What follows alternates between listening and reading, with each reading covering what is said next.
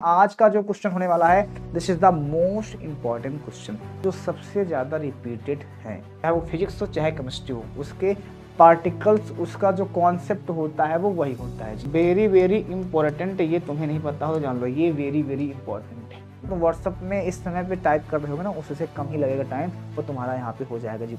Hello बच्चों, नमस्कार, सत श्री अकाल जी, वालेकुम सलाम। एक बार फिर से स्वागत करते हैं नंबर 1 एजुकेशन प्लेटफॉर्म विद्याकुल और यूपी बोर्ड हिंदी मीडियम के सबसे बड़े और सबसे ज्यादा विश्वसनीय चैनल पर। तो कैसे हैं आप लोग? बढ़िया एकदम। आई होप आप सब मस्त होंगे, स्वस्थ होंगे, भी पढ़ाई को एकदम बेहतरीन तरीके से कर रहे होंगे बच्चा पार्टी। लेकिन आज का जो क्वेश्चन होने वाला है this is the most important question. अति लघु तरीका ऐसे क्वेश्चन लिए गए हैं जो सबसे ज्यादा रिपीटेड है। ये क्वेश्चंस का हो सकता है तुम्हें आंसर मालूम हो सकता है आप इसके आंसर्स को अच्छे से जानते भी हो, लेकिन सारे क्वेश्चंस को बहुत गहराइयों से देखिएगा। सारे क्वेश्चंस का जवाब तो हम आपको दे देते हैं एक सेक्शन लगा के, लेकिन ये सिर्फ क्वेश्चन है और question is the most important. Check करो अपने आप को, कितने पानी में हो, कितने क्वेश्चन तुम्हें आ रहे हैं। अगर नहीं आ रहे हैं कमेंट में बताइएगा, आ रहे हैं तब कमेंट में लिखवाइएगा। और अगर हो सके किसी भी क्वेश्चन का तो तुम्हें एक आंसर कमेंट में लिख देना है, तो मैं जान जाऊंगा। और आपको लगता हो कि मैं कमेंट नहीं पढ़ता हूं, तो मैं सारे कमेंट पढ़ता हूं, उसी के बेस पे हमारी क्लासेस होती है। आप चेक कर लो, समझ के सारे क्वेश्चंस का जवाब तुमको देना है। सबसे पहला क्वेश्चन हमारे पास क्या है जी? सबसे पहला क्वेश्चन हमारे पास, और देखना चाहता हूं कि तुम कितने ज्यादा सीरियस हो पढ़ाई को लेकर हमारे साथ।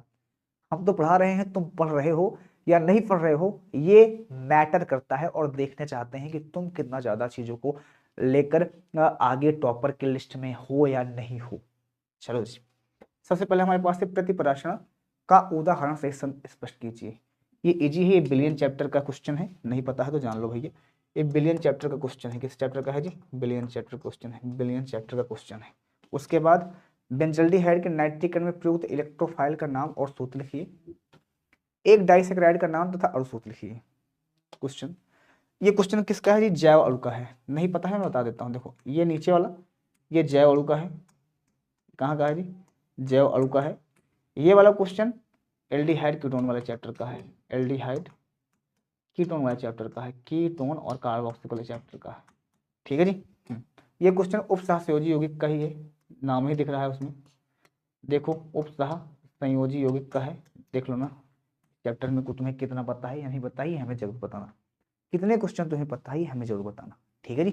आंसर, और जो आंसर तुम्हें बहुत बेहतरीन तरीके से याद हो उस आंसर का जवाब देना, और उसके साथ ये बोलना कि सर अगली कौन सी क्लास लेना है, कौन सी वीडियो जो सबसे ज्यादा प्रॉब्लम है।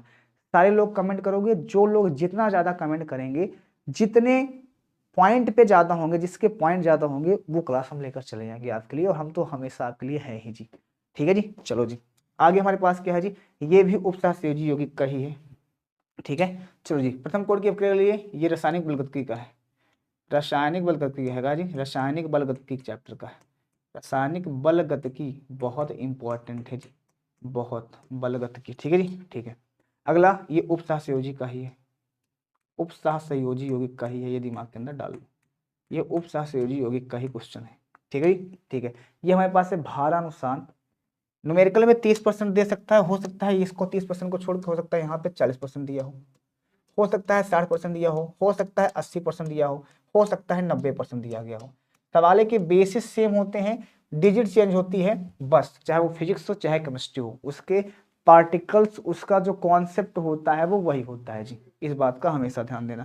अगला क्वेश्चन हमारे पास है, ग्लूकोज से तुम्हें बनाना है जी हाइड्रो हेक्सिलेमिन तथा ब्रोमीन जल से क्रिया का रासायनिक समीकरण दीजिए जी। इसको अभी 6 घंटे वाले क्लास जिसने देखा होगा वहां पे ही तुमको इसका जवाब मिल जाएगा। ठीक है जी।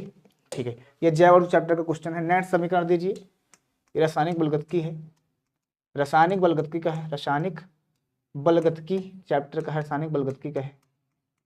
ठीक है, रासायनिक बलगतिकी का है। अगला है प्राथमिक द्वितीय तथा तृतीयक एमिनो की पहचान कीजिए। रासायनिक समीकरण लिखिए और उसका पहचान करना है जी। ठीक है, एमीन चैप्टर का है, क्योंकि जब एमीन आ रहा था चैप्टर भी एमीन ही है। कौन सा चैप्टर का है जी? एमीन चैप्टर का है। किस चैप्टर का है जी? एमीन चैप्टर का है। चलो जी आगे आ जाओ। अगला क्वेश्चन हमारे पास क्या है जी?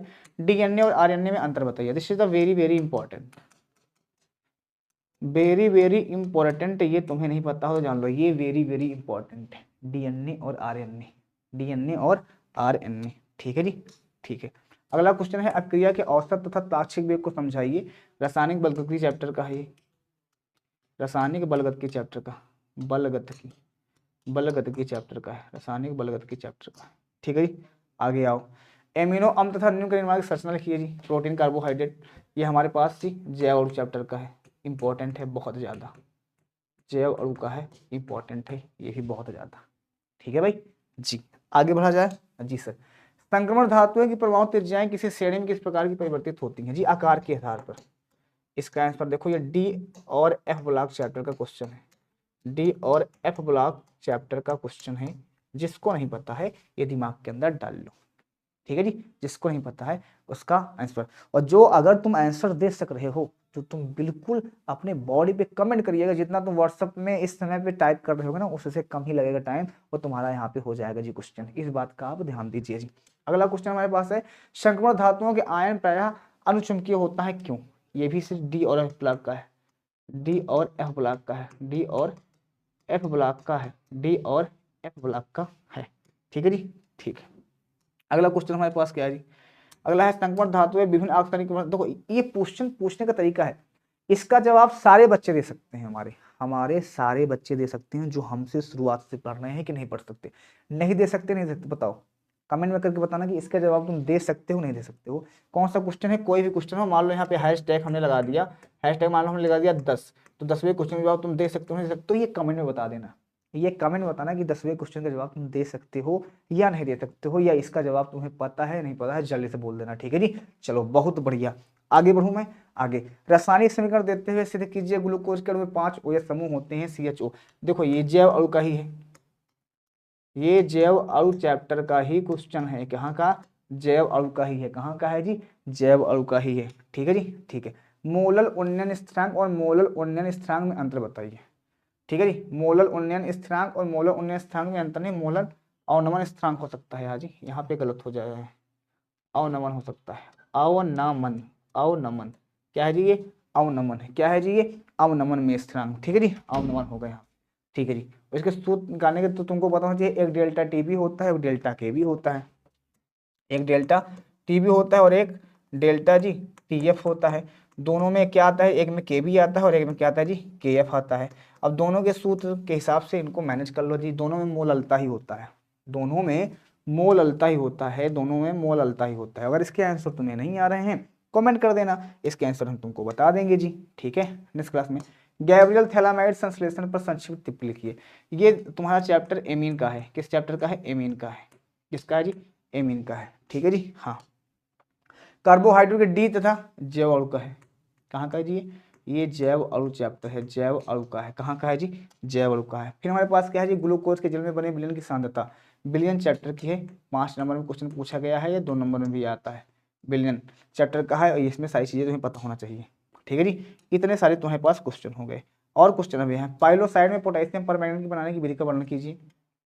डी और एफ ब्लॉक चैप्टर का क्वेश्चन है ये, डी और एफ ब्लॉक। कौन सा क्वेश्चन तुम्हें सबसे ज्यादा हार्ड लग रहा है सब में पूछ सकता। ठीक है, टाइम बता देना कि सर इतने टाइम पे जो क्वेश्चन कर रहा हूँ वो 10 मिनट बाद देखो। जैसे तुम मान लो 10 मिनट की वीडियो है, 10 मिनट में तुम्हें किस टाइम पे, उस टाइम का कमेंट कर देना कि सर इस टाइम वाला क्वेश्चन हमें, इस टाइम वाला क्वेश्चन हमें। मान लो 10 मिनट के है तो मान लो 5 मिनट तुम्हें दिक्कत आ गई, 5वें मिनट पे तुम्हें दिक्कत आ रही है, तो 5वें मिनट वाले क्वेश्चन पे तुम क्या कर देना? कमेंट कर देना सिर्फ 5 मिनट पे जो क्वेश्चन आ रहा है उसमें हमें दिक्कत आ रही है। ठीक है, तो हम यहाँ पे देख लेंगे ड्यूरेशन इसका। ठीक है, उपशासीय यौगिक का आयन समय होता, पढ़े हो इसको। उपशासीय यौगिक को हमने बहुत अच्छे से बताया हो, समझाइए।